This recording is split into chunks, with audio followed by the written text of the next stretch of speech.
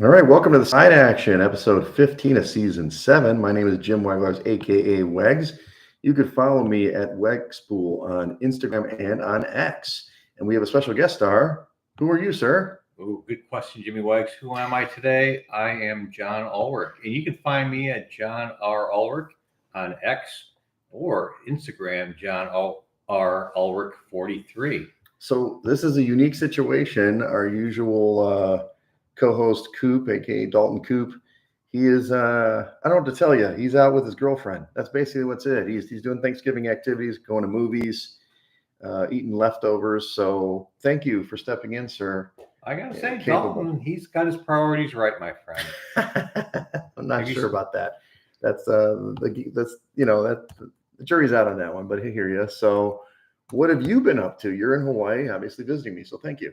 Oh yeah, so I was here for the Maui Classic here in gorgeous Maui, of all places, and it was awesome. It was great.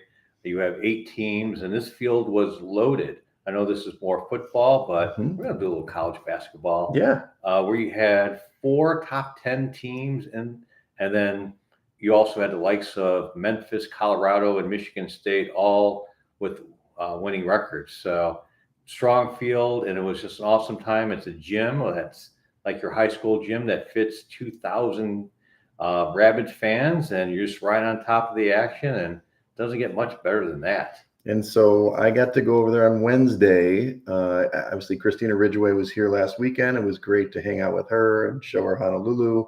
And I flew over to Maui to visit you guys. So thanks for the invite. And then we got to see Dayton against UConn on Wednesday night. It was a 7th-place game, but it still was a good game.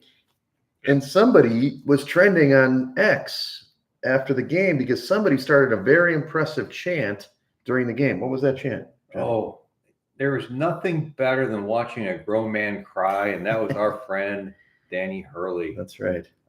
He, with all his histrionics and bad mouthing the refs, he had to be called out. He did. So anytime that he was acting a little bit out of line, we made sure that we were chanting Hurley's angry and Hurley's angry.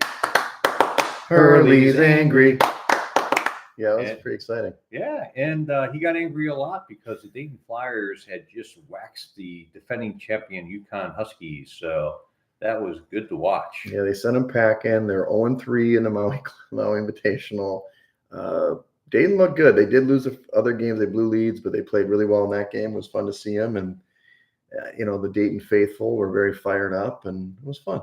It was a good time. It was a good time. Definitely a good way to spend a little time in Maui. So you get your beach time, you get your pool time, and then in the evening you get your basketball. That's living life right. It's living good. And so we flew back today. We're in Honolulu in my place, friendly confines here, and we did go to Waikiki. We went to Mai Tais, which I love to go, and then we went to the deck. We saw the volleyball guys, and thanks for stepping in. Yeah. Always been a dream of mine to be on the Side Action podcast, and finally, after 7 seasons, you invited me. So yeah, it took a few episodes. I'm going to have to step up. I feel like I'm the hot offense coordinator that just needs to step up and be a great head coach. Well, that may link us to the next part of the podcast. Usually we have a segment we call, who we taking to the shed, which is people that maybe didn't perform so good this week. Maybe you need a little timeout or some time to regroup. Would you be comfortable sending somebody to the shed this week, Johnny? You? Oh, the easy answer, of course, would be Matt Eberflus. That's right. But you didn't pay for the easy answer. Well, it's fine. It could be he could be mentioned. He's not on my list. No. But probably the more honest answer, is George McCaskey. Ooh, yeah. That's big. It is big. Since I don't have the exact date on me, so anyone can fact check me. But our guy Mark Patash with the Sun-Times said since George McCaskey took over in 2011, the Bears have just been miserable. I think they've hired 5 GMs, which included Jerry Angelo, and 5 or 6 head coaches, and they've been in the playoffs once or twice, and it has just been miserable. It's just been miserable, and I feel like they're killing off the fan base because I remember like when the Bears won, I was at the highest of highs, Mhm. and then when they lost, which was rare back in the '80s, the lowest of lows. But now it's when the Bears win, I'm excited. When they lose, it's over. Well, we should say you're a ticket holder, a season ticket holder too. So you can speak from the heart. You're there at a lot of those games. Yeah, it's a tough thing to see George McCaskey just slowly tear down the franchise that, unfortunately, he married into. He did. Yeah. So it's not like he's the forefather of the NFL. He's just lucky by marriage rights by his mother. So good on her. But she's better. She raised a good son, but not a good NFL owner. Listen, McCaskey, get in the shed, figure it out. You got time to figure out a new coach because you've got several games to figure it out. We know that Thomas Brown becomes the interim, but we'll see if there's a real good search here. Let's hope so. Yeah, as Bears fans. But if you're NFC North, you've been enjoying the last 30 years of Bears ineptitude. That's right. Anybody else in the shed, John? You got anybody else you want to put in there? Yeah, we talked a little bit about Dan Hurley, and it's always fun watching him break down. The only thing is that, and I know that there's a lot of big money in college basketball, but there is. You do work for an education institution, and you do have to be a role model for young kids. You do. And the way that he was acting over the weekend or during the week, he's got room for improvement. So, you can be emotional and you can definitely care a lot, but you always got to treat others with respect. And, there was a few times that he got a little out of line. So, he's mad when he took off his glasses and he got all pissed off. So, Danny Hurley, get in the shed. Figure it out. Maybe you and George can commiserate in the shed and figure out a better way to go forward. How about that? Yeah, come back next week as better men. That's right. Well, my shed, it seems a little pale in comparison, Johnny. I've just got Austin Siebert. Oh, yeah. He missed not one but two extra points in the game when Washington was playing Dallas, and Dallas now has won 2 games in a row. But the second one was so improbable. I mean, Washington was a 10-point favorite at home. They get this incredible pass to Terry McLaurin. He goes to the house for 86 yards or whatever, lovely 84 yards. And then you're like so excited. I was here with Ridgeway watching, jumping up and down, watching the game. And then he just totally shanks the extra point again. And it was just ridiculous. I know it was a bad snap, but the kid got it down and he just hooked it so badly. And he had that look on his face I was like, listen, Siebert, get in the shed. I don't know if there's a kicking net back there, but you could try to kick in the back of the shed. Maybe you can straighten yourself out. We're rooting for you there, Austin Siebert. You got a long future in the NFL. Just get straight. And then for me, we always put teams in the shed, Johnny. Alabama. This week is Alabama. The Tide, they had a chance to make the playoff. Maybe they still do because everybody loves Alabama. But under a new regime here, the Tide crapped the bed. They went to Norman. Oklahoma's been bad all season. They've been getting housed in the SEC. They have 1 win in the SEC before this game. They look primed for the playoff, and all of a sudden, 24-3. They just got crushed. And this is kind of the second time we've seen Kellen DeBoer's team not play well in the SEC. So I don't think they deserve to be in the playoff. You'll see what happens this weekend. We won't talk about Georgia yet, but Georgia missed one today. But anyway, Alabama, Kellen DeBoer, you've been in the shed before. You got one more shot to finish out your season. Jimmy Wegs, if anyone has a chance, look up Paul Feinbaum. Paul Feinbaum. There was a Auburn fan who called into his show and his 3 minutes of pure gold. How he just broke down about Alabama's and feelings towards the new head coach, and it's good listening. So if you have a chance, find 3 minutes. Paul Feinbaum. Yeah, it's tough. I mean, you've gotten 15 years with Saban. You won all these titles. I mean, it's always tough to follow the legend. So, but still. So in Club Dub now, we go to the positive side. I'm going to start. No pressure, Johnny, but I'm going to say first, Saquon Barkley had an amazing week last week. 255 yards rushing in this game. He dominated in this game. He's in rarefied air because through 11 games, he has the most scrimmage yards amongst the all-time greats. He's in the likes of Eric Dickerson and things like that. So he's my MVP. It's very hard for a running back to get an MVP. He has to be perfect, which is kind of bullshit. I played running back in high school and stuff. So for me, Saquon's the MVP, even though we know it's going to be Josh Allen or some other Lamar Jackson or something. But Saquon, club dub. You're a humble guy. You love your teammates. Go in there, have some fun. Not too much fun because I want you to win the award. That's a good one. So if I had to choose, I will go. You mentioned that you played running back in high school, and him and I were high school teammates. Mm-hmm. And we're going to go with the York Dukes, who have found themselves in the state finals for the first time for the football squad. So Incredible. Good luck to the York Dukes this weekend. We have our former teammate's son on the court, right? Yeah, Bruno Massel. He's a stud. Probably saw him on some CBS Prime clips. And yeah, they're a fun team to watch. They're going up against a real good quality caliber foe with Loyola Academy, and good luck to the Dukes. Yeah, go Dukes. I can't believe they're in the championship. I will put a team in as well. It's the Florida Gators in this case from the SEC. I'm not sure what changed because they had a really rough start to the season. They didn't win a lot of games, but the last 2 weeks they have gotten it done. They spoiled it against LSU and now Ole Miss last week to kind of ruin those playoff hopes. It's a little late for them to kind of salvage their season for a playoff, but it kind of shows that they actually were able to turn it around, maybe as a quarterback change or some attitude change. So Florida Gators getting clubbed up. The York Dukes can't really drink in there. Maybe you can show them around and maybe they can have some goof around, but they can't have any booze, okay? Like especially before the big game. No, they got to be ready. Got to be prepared. If I had to throw someone else in club dub, I will say all 8 teams that participated in the Maui Invitational. Some of these kids, they respond to pressure, hitting 3 after 3 big time moments, and give a little shout out to the Auburn Tigers who beat the Memphis Tigers for the final. And man, there were some awesome games, but it was the Auburn Tigers who came aboard on top. Nice. I like it. More teams. So, okay, so we'll transition to college now, Johnny. I know this is new for you, but we're going to recap last week's games and go into this week's games. We won't have any big picks. We'll just kind of talk about them generally. Let's start with Ohio State. We kind of had some hopes for Indiana here.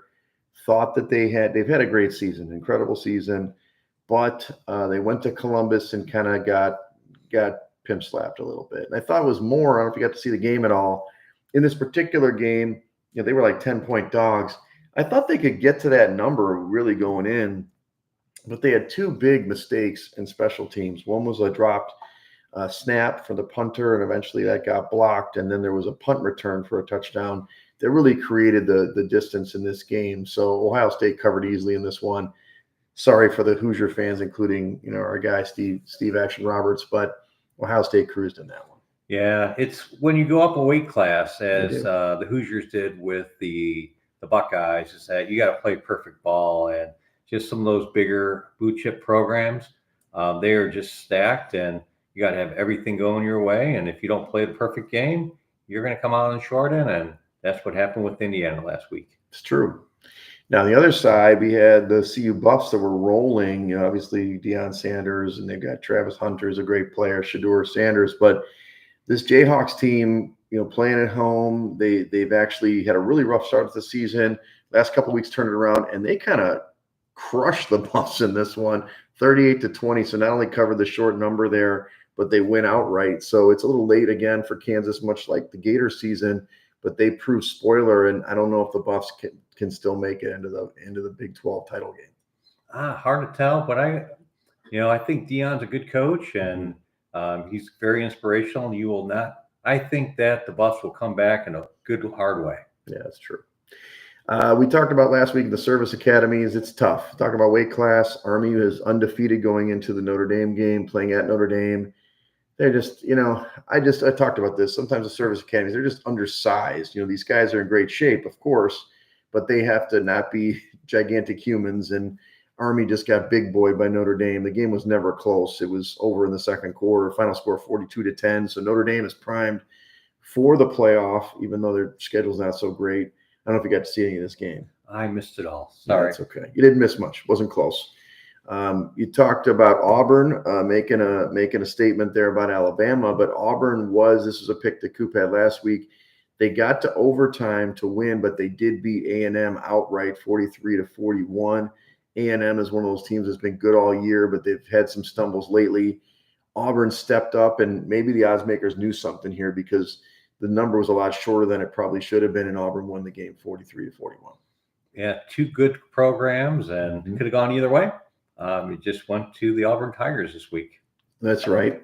We already mentioned the Oklahoma big win, 24-3. By the way, in that game, that was the least amount of points Alabama scored since 2004. So in 20 years, 3 points. That's the worst they've ever done. And then I mentioned Florida already beating Ole Miss. So let's go into this week, Johnny.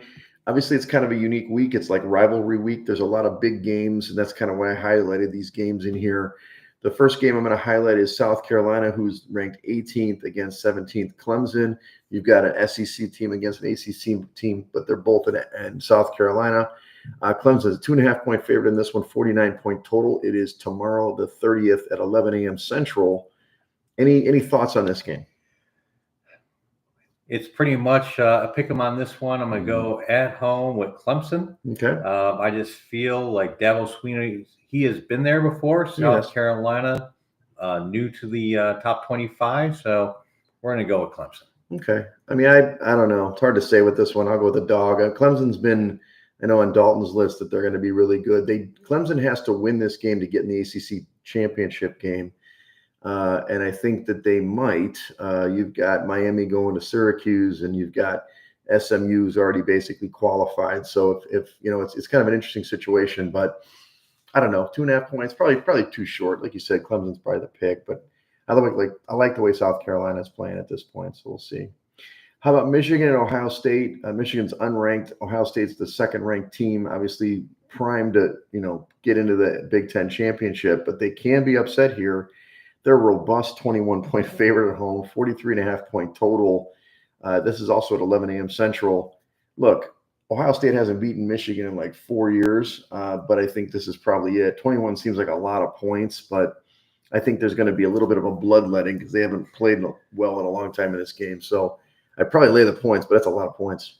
Oh, I think Ohio State's going to go in there, and they're going to be hungry, and they're going to be very, very angry.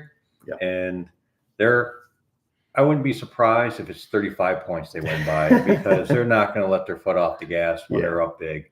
Yeah. Typically, when you have Ohio State and Michigan, it's going to be a good close game. But I feel like Ohio State, they recognize this is the moment, and they still feel like the number one seed could be theirs. Mm-hmm. So they're going to be high flying and hard pushing all over the Wolverine. Yeah, they are the betting favorite to win the national title at this point. So it's a big game for them.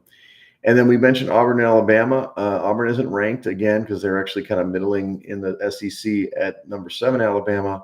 Alabama's 11.5-point favorite, 52-point total. I'm going to check that. It's at 2:30 p.m. Central. That seems like that line might have moved, but let me just check that, Johnny, because that seems a little bit high for me when I look at this stuff. Let's take a look. Yes, it's live. Here we go. It's 10.5 now. Not that different. Look, Alabama's got to win this to have any shot at the playoff, in my view. Auburn, of course, is the big rival and came off a big win. Unfortunately, I like Alabama in this game, mainly because of letdown from Auburn because they had the big win last week. So these are a letdown spot. These guys are kids. 11.5 seems like a lot, or 10.5 now is the actual total. So I'll pick them to win, but not cover the number. What do you think? I would agree with you. I think Alabama's going to go in there rather angry. They got a lot of talent, and whether they get to 10.5, that's hard with the Iron Bowl, but yeah, go with your heart on this one. Okay. And then the last game I want to highlight is Texas, who's third ranked at 15th ranked Texas A&M. Texas is a 6-point favorite on the road, 48.5-point total, 6:30 p.m. Central Time in this game. Look, Texas hasn't played anybody this year. The one game they stepped up in class in Georgia, they got beat pretty soundly. A&M has fought the wars in this one. I like A&M in this game. I'm not sure why Texas is favored by 6. Texas, I think, is going to be in the playoff whether they win or lose. A&M has probably been circling this game for 2 years or a year or so when they got in this conference.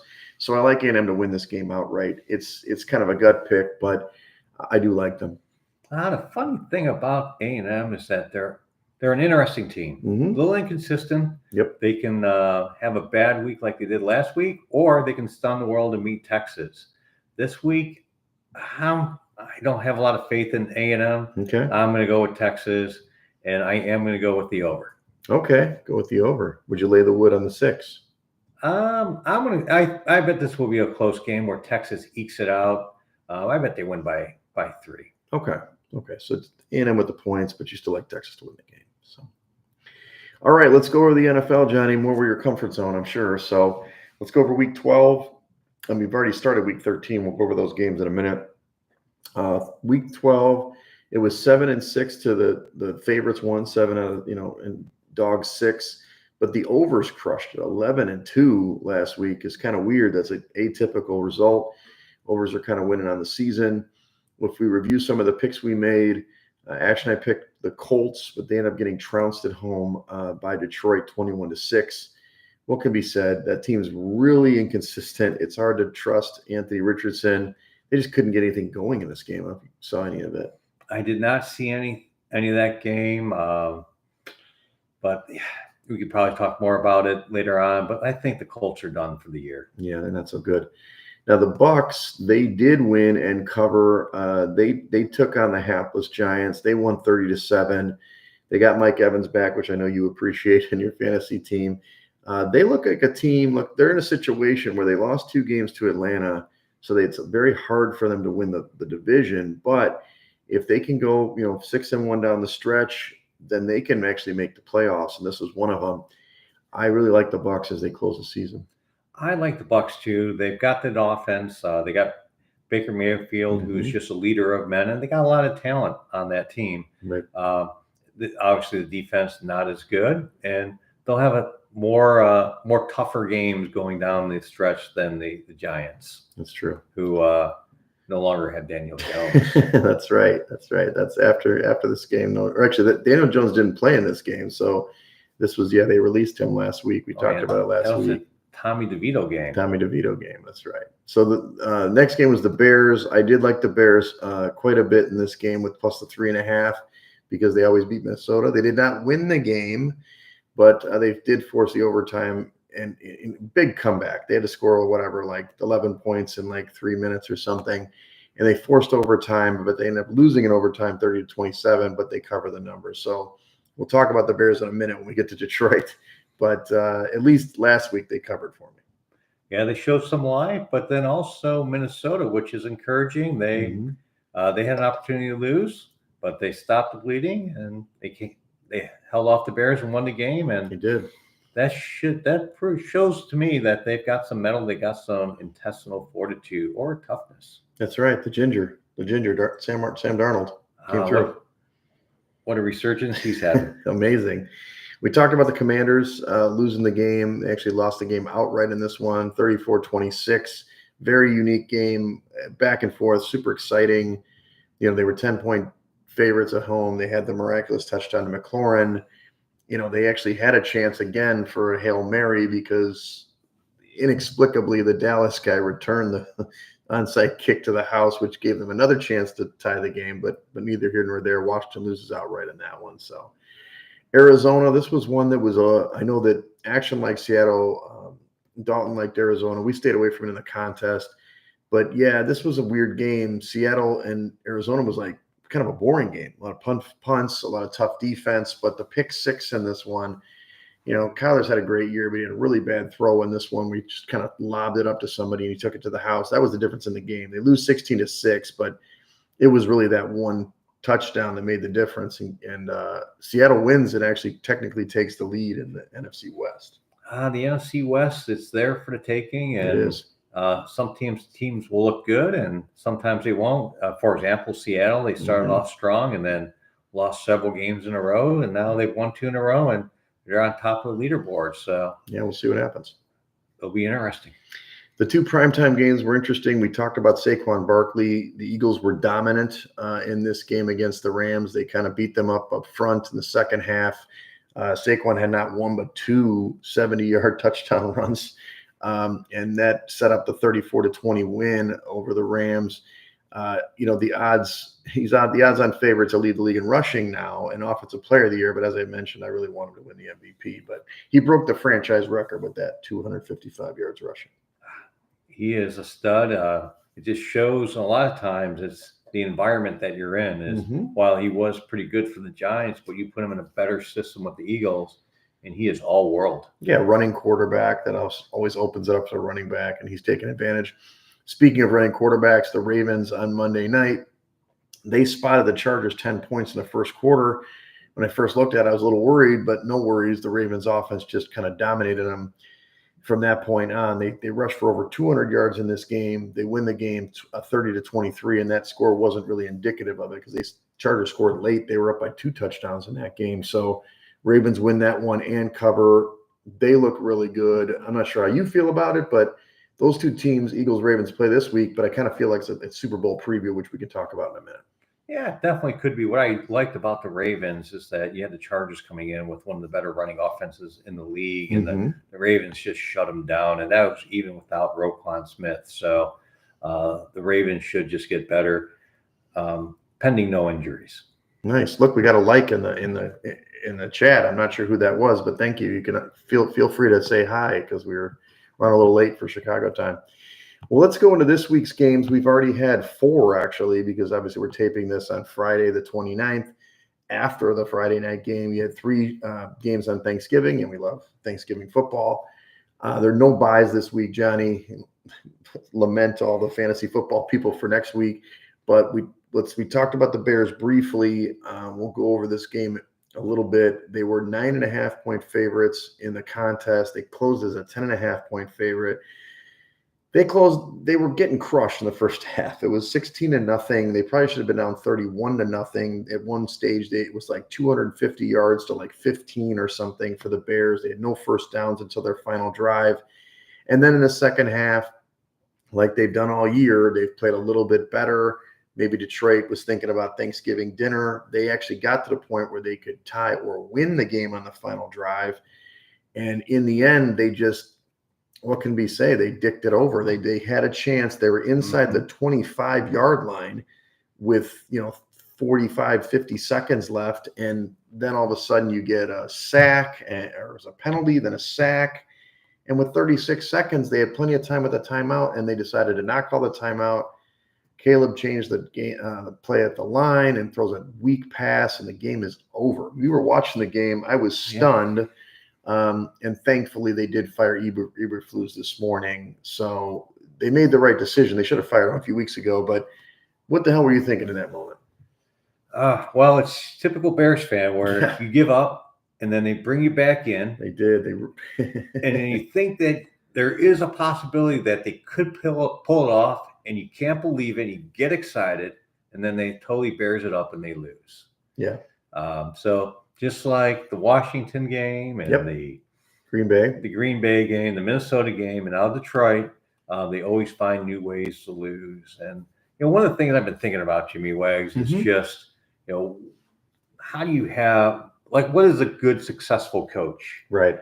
And obviously the players came back, but the players want to be coached. Yeah. And I remember just watching Hard Knocks. Sure. And Matt Eberflus was trying to be buddy with everyone. He was coming up with all these nicknames, and even the Bears player about Shane Waldron is like, "Hey, coach us up." Yep. And I think how Matt Eberflus failed is that he just did not hold his players to high standards. You saw that with Tyreek Stevenson.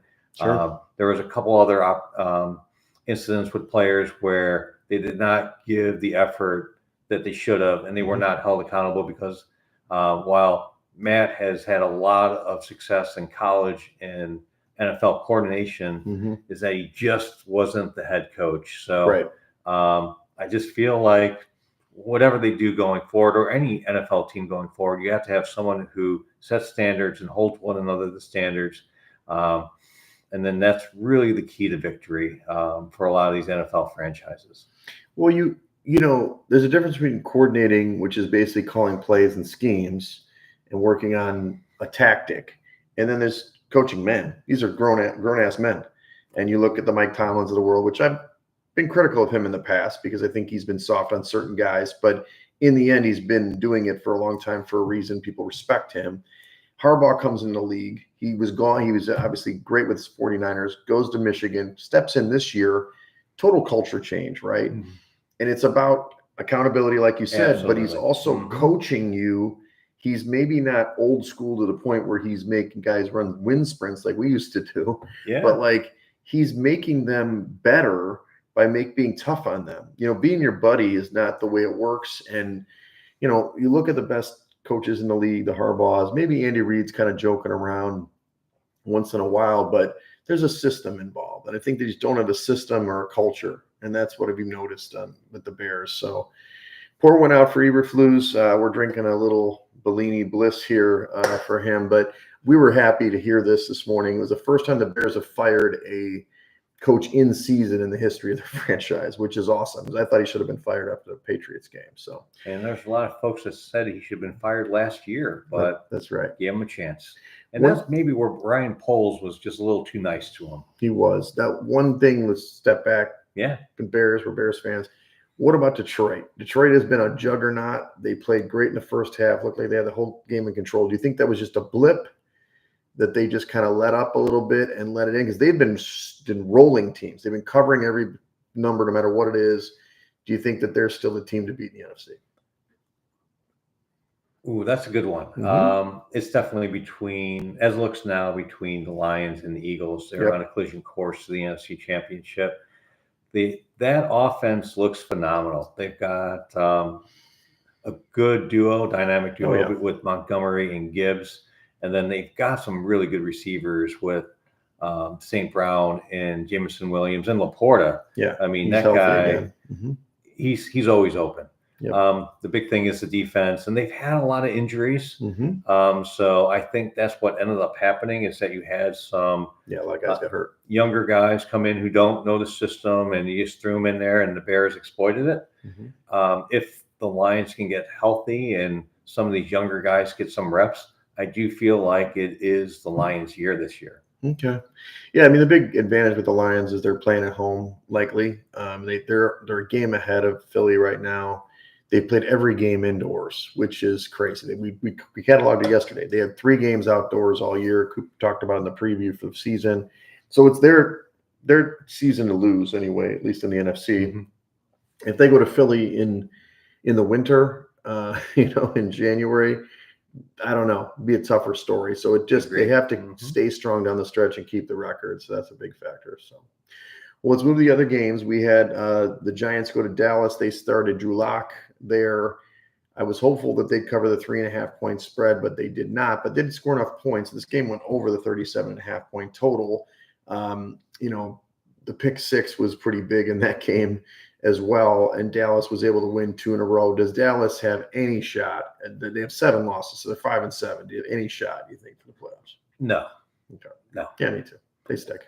But it's good that there's some people who want to talk them up because they get a lot of clicks, and obviously they're America's team, but no, they're dead. In the nightcap, you had Miami at Green Bay. Green Bay was a 3-point favorite at home, 47.5-point total. Really, Green Bay dominated the first half. It wasn't really close.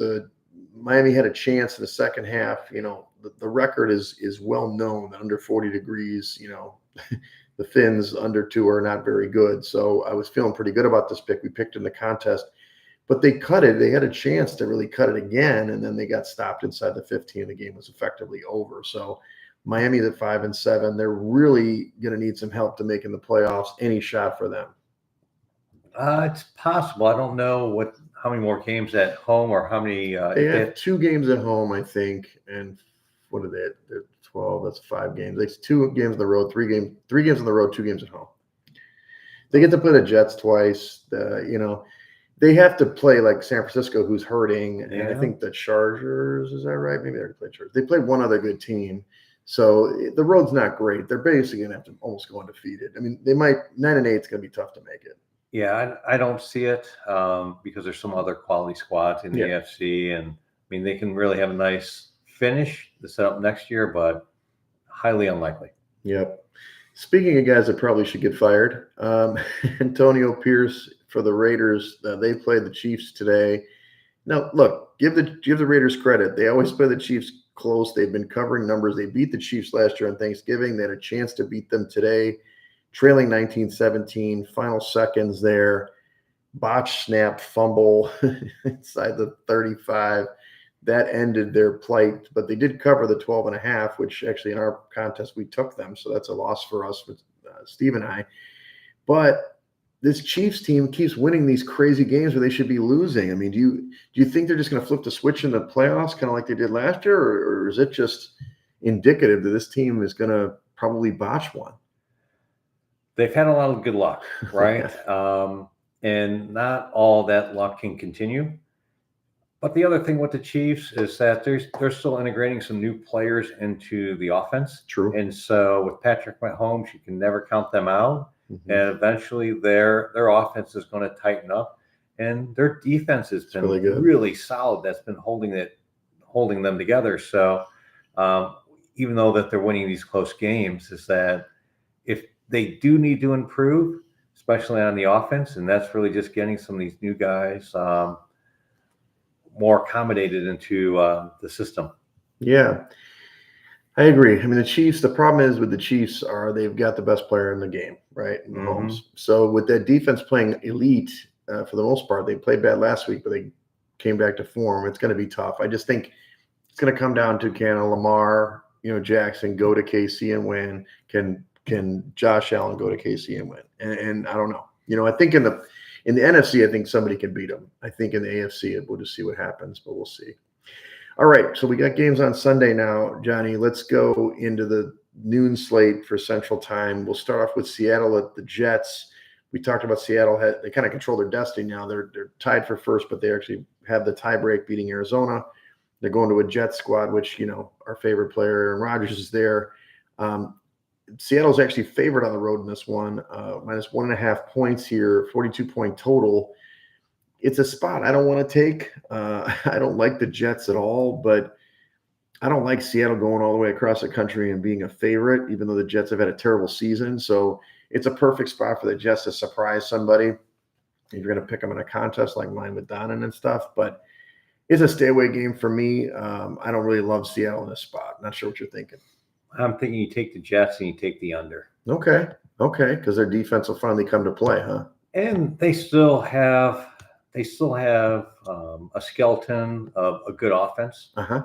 And with whether it's Breece Hall or Braylon Allen, or they still have Devontae Adams. So the Seahawks, they've been playing okay, but for them to be playing at 10 o'clock, actually 9 o'clock their time. It's true. Across the nation, I just don't see it.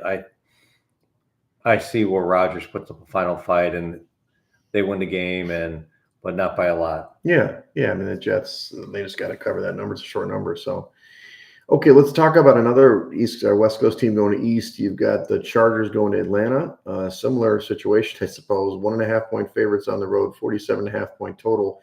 The market seems to think kind of against the Chargers here. They've shortened it to a 1 point favorite in the market. So the 1.5 is for the contest, the circuit contest. Originally, I really liked the Chargers in this game. I think they're the better football team. I think in years past, you go against the Chargers in this spot because they have crappy coaching, but they don't this time. Atlanta's a little bit of a fraud team for me, but they are coming off a bye. So I can see why, at least action, I backed off the Chargers pick. It was an emotional loss and all that stuff. I still probably would lay it with the Chargers if I had to, gun to my head, but this is another spot I'm not super thrilled about. The 47.5, I like the over in this game for sure. Well, the Chargers are coming off a Monday night loss. Mm-hmm. Short week. They have been playing overall better than expected. Mm-hmm. In Atlanta, going to Atlanta, who's playing pretty well as well. I got to go with the Falcons on this one. Once again, it's your short week, 3-hour time zone difference. Sure. And Atlanta having a pretty good offense, decent defense. They should be able to get one at home. It's kind of a must win. I mean, Atlanta, it's an AFC game, but Atlanta's got Tampa kind of breathing down their neck. So I get it. I just don't believe in their defense, but I hear you. What about Pittsburgh at Cincinnati? Cincinnati is a 3-point favorite at home here, 47.5 point total. When I look at my metrics, Pittsburgh's a much better football team. They've been really good this year. But this is a must-win for Cincinnati. They have to win this football game or they're done. They're just absolutely done. So I understand why they are 3-point favorites. I kind of like the 2.5 early in the week, Johnny. So 3 is not a great number I would love, but I do think Cincinnati's going to win the football game. So I guess I'd lay the 3. I agree with you. It's a must-win for Cincinnati. Pittsburgh, while playing well, not they're not an 8-3 team. They're definitely not a 9-3 team. Right. So, and I don't think the Bengals are as bad as the record says. So, all things being equal, Cincinnati. Now, the one thing I don't know about is the over. Yeah, it looks pretty big. I think, I would go under on that one. I wouldn't parlay it, but I do think that 47.5 points is a little high for this divisional game myself. Yeah, it's one of those black and blue divisions. I mean, Cincinnati's defense has been bad, but Pittsburgh has been able to muck it up pretty bad, even against like the Ravens, where there's really scored. So I get it. Good call. Okay, so now we got Houston at the Jags. The Jags have had an atrocious season. Doug Peterson I can't believe he's not fired. He's just going to be fired at the end of the season.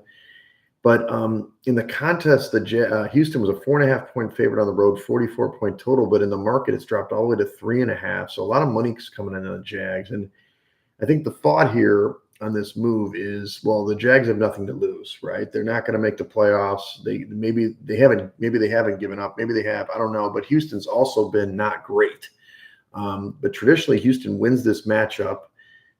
Even 3.5 is not a great number for a divisional game. So I understand why the money's coming in on Houston. So I love the 4.5 in the contest. I just can't put my heart in money on the Jags this year. They have broken my heart many times, both on my fantasy squad and in these picks. So what do you think? Divisional games always scare me. Like if you just look at the Commanders and the Cowboys, you felt very confident that the Commanders were going to win. And they lost. Yeah. Same thing with the Bears and the Lions. You felt very confident that the Lions were going to crush the Bears, and the Bears came back. Same thing with the Houston Texans and Jacksonville Jaguars. There's always that variability, that uncertainty that takes a sure thing and sways it to the underdog. In this case, I think this is a prime opportunity for Jacksonville to upset the Texans, and so definitely go ahead and take the 4.5 points and take the Jags going forward. Yeah, I gotcha. Maybe pad the season win total, right? What about Arizona at Minnesota? This is 2 playoff caliber teams right now. Arizona's on the fringe at 6-5, outside the division lead now. But Minnesota, as you mentioned, they've been winning a lot of games. The 3.5-point favorites at home, 45-point total. This is Minnesota's first game at home in a month because they had 3 straight road games, including the Bears game. So I actually like Arizona here, plus 3.5. I think that there's something to Minnesota coming home, maybe, relaxing a little bit, having the turkey and stuff. And you've got Kyler Murray coming to town and they're in a must-win situation. So I like the plus 3.5 Arizona. Yeah, the big thing is how will Kyler Murray respond to the blitz? Yeah, if he's able to kind of beat the blitz, whether it be with his legs or with his arms, then Arizona can pull this one out. I feel like Minnesota got a little bit lucky against the Bears. Oh, yeah. Maybe a little overconfidence. So I could definitely see where Arizona wins this one. What I feel is probably the better bet is taking the over on 45. 45, okay. Yeah. So take the over and take Arizona. All right, there you go. Indy's going to New England. Indy's a 2.5-point favorite on the road, 42.5-point total. You talked about Indy being done. New England has been done. I mean, Drake May has been okay. New England got housed in Miami last week. Usually when teams get destroyed the week before, they bounce back. So I really can't back Indy in this game. I don't love them. They've been a team, Johnny, you don't follow us as close as we do. They were 7-1 against the spread to start the season, and now they just kind of every other week they're up and down. This would be the week that they're up. Maybe they should win this game, but I can't do it. I can't lay any points with Indy on the road. So it's New England or pass. It's not one of my top 5 picks, but I can't back Indy here. Yeah, I'm going to guess there's going to be some bad weather in New England this weekend. True. And I just have no faith in Anthony Richardson. Heck of a talent.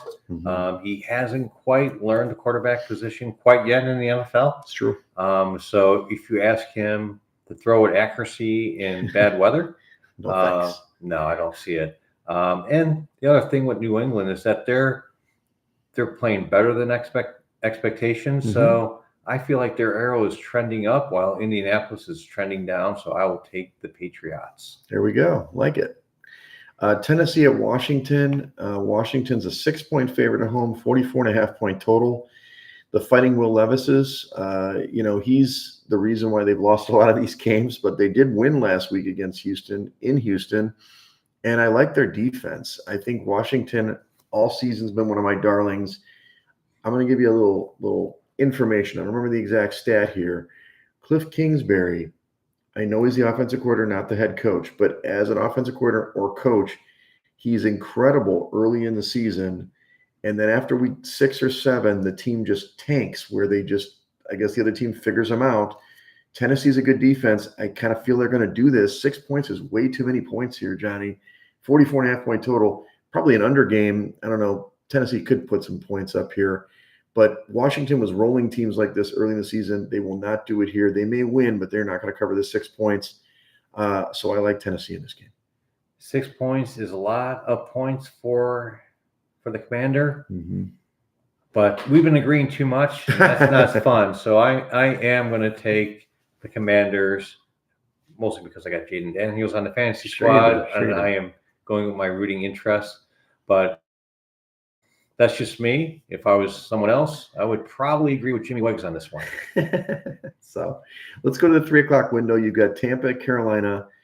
Tampa is a 5.5-point favorite on the road, 46.5-point total. This is at 3:05 Central Time in Carolina. Bryce Young, we didn't talk about this. Bryce Young played very well against those Kansas City Chiefs in the defense. And they not just covered the game, they almost won it. Now they get Tampa, who's been, they got to win, and they've been putting up some points. I kind of feel like Tampa's the team here. I mean, no 5.5 divisional game. I don't love that number, but Tampa's on a mission. Baker's on a mission, so I would lay the 5.5. Yeah, Bryce Young, he was the number 1 pick overall for a good reason. Bad situation last year, and he's improving, like you said. Tampa Bay's defense, okay to mediocre. So Carolina, definitely with Chuba Hubbard, has an opportunity to put up some points. I think this is going to be a closer game than one would expect. So I do think Tampa's going to win, but I don't think they'll cover. Okay, I like it. A couple more games in the 3 o'clock window. You've got the Rams going to the Saints. The Rams are 2.5-point favorites here, 49.5-point total. Now the Rams obviously got beat last week. They've kind of been up and down, win or lose. They're kind of in that quagmire NFC West. The Saints effectively are out. They fired their coach, but they've been playing better since we call dead cat bounce. My numbers tell me the Saints are actually a better team, which is kind of weird to say. I don't like the Rams here, but I'm definitely going to stay away from this game. The Rams got to win it to stay active, so I get it, but I don't like that they're favored by that much on the road. Yeah, it's only 2.5 points. When I look at Stafford, McVay, and that offense, and I look at New Orleans, I'll have to go with the Rams.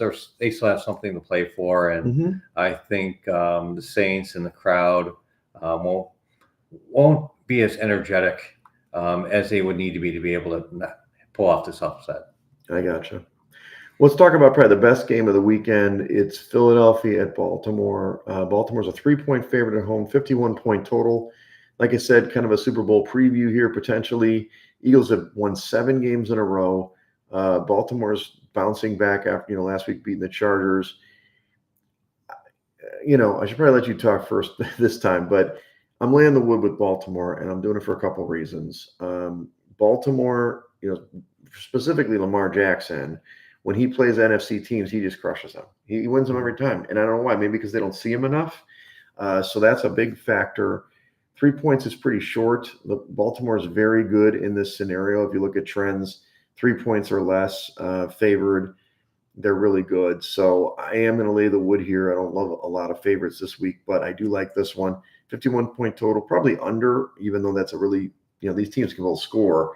If the Eagles do win this one, then I already told you when I go back, I'm probably going to bet on the Eagles Super Bowl when I go home. But if they win this game, especially control Baltimore, because they have a really good defensive line they're not a good pass defense, rush defense. They control Saquon, or they kind of bust through that. I'll get on the Philly bandwagon. I think at this one, this is a big time game. This is where you look towards the coaching staffs. Yep. And I look at John Harbaugh versus Nick Sirianni, and they're both winners, right? Mm-hmm. Super Bowl winners, but I do have more faith in John Harbaugh to get his team prepared for this big game. So I will also pick Baltimore, and I believe Roquan's coming back, which will be a big help to their run defense. And I think if you stop Saquon, you definitely impair the Eagles' offense. So I'm going with you with the Ravens. Yeah, I mean, he ran for 255 last week. He's not going to run for 255 again. They're going to shut him down. So it's all about Jalen Hurts. And A.J. Brown's really good, though. So we'll see. But I hear you. I like it. In the Sunday night game, you've got San Francisco at Buffalo. This seemed like a better game, like preseason, right? San Francisco's kind of fallen off the face of the earth here. Buffalo's a 7-point favorite in the contest, 44.5-point total. In the market, it's down to 6. So there is some buyback on San Francisco. It's indicative that maybe Purdy's going to play this game, even with that shoulder that he hurt last week. I don't know if it matters. 6 points is a lot, but San Francisco's defense isn't that good. And I think Buffalo, who was in on the bye last week, if I recall correctly, I'd lay the wood. I mean, I couldn't talk action taking the 7 there, which is understandable. But at 6, come on, dude. I'm all in for the Bills. They're having some heavy weather. In Buffalo this week. There you go.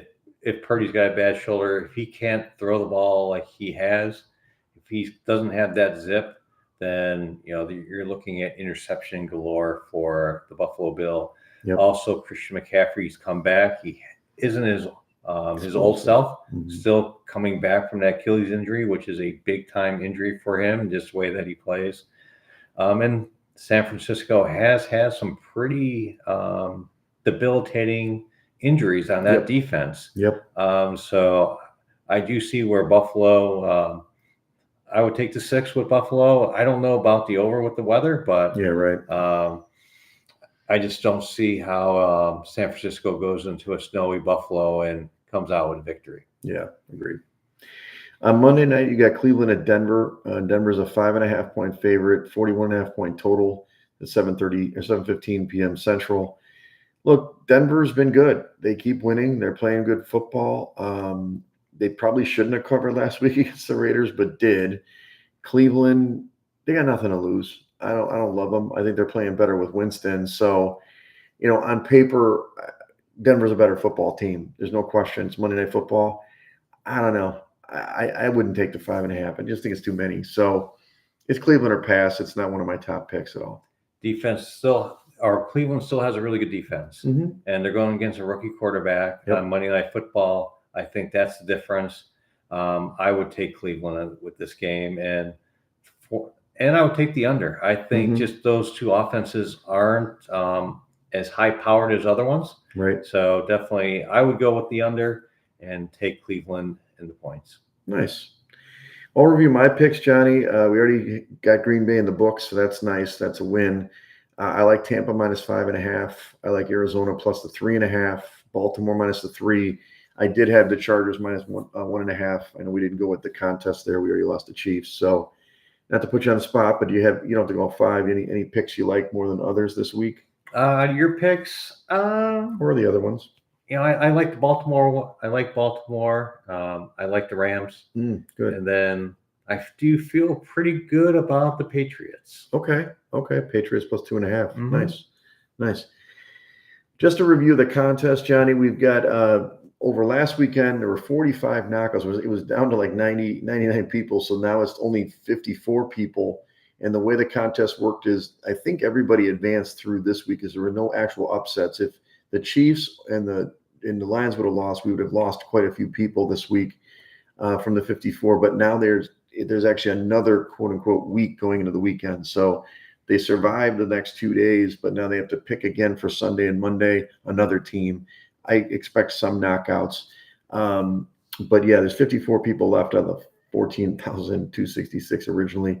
Last week, we had a good 3-2 week. We are slowly moving up in the standings, maybe a little too late. It'd be nice to finish the quarter here with, maybe a 4-1. We're 1-1 right now with 3 picks pending. So we'll see what happens. And then we have one more quarter after this week that starts. That's a 5-week quarter, Johnny. If we can somehow get up in that, top 5 for the last 5 weeks, we'll win some money back, which would be ideal. Do the Costanza. That's right. So go against what you believe. That's right. This weekend, we already went out tonight. Tomorrow we'll do a hike, probably tomorrow. Check out the island. You're talking about Pearl Harbor on Sunday. You guys fly back on Sunday. I'm flying to Philly on Monday, and then I'll be back in Chicago in, less than a week, like 10 days now, 8 days. What do you got going when you get back next week? Oh, I got to travel for work. I'll be in Dallas. And of course, when I'm not working, there'll be Christmas movies ahead. Ooh, there you go. What's your favorite? What would you say your favorite Christmas movie? Oh, well, what I'm going to go with is not my favorite, but an underappreciated one. Ooh, okay. Can't wait. Jingle All the Way. Jingle All the Way? You mean Arnold Schwarzenegger? And Jake Lloyd and Sinbad. Sinbad. That's yeah. Right. I remember that just movie. A classic with Turbo Man dolls.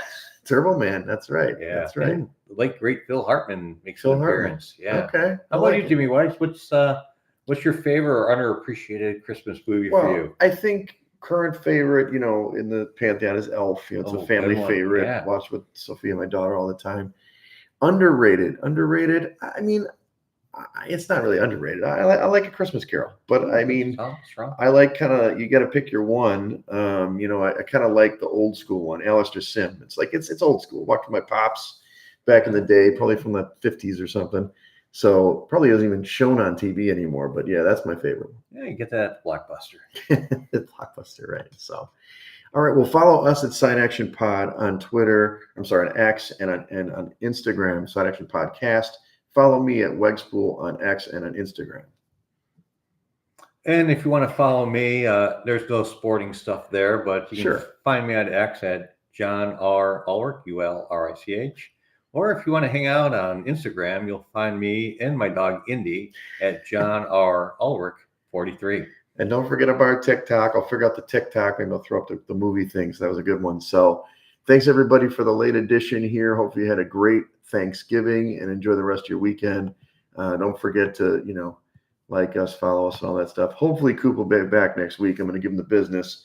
I'm going to be at my company party, but we got to work it out. So until next week. And thank you, Johnny. You're the man. It was good to be here, and hopefully I did not screw up the pod that badly. You did great. Great. Well, thanks, you guys. All right. Take care, there you everybody. go, Coach. Under an hour. Look at that.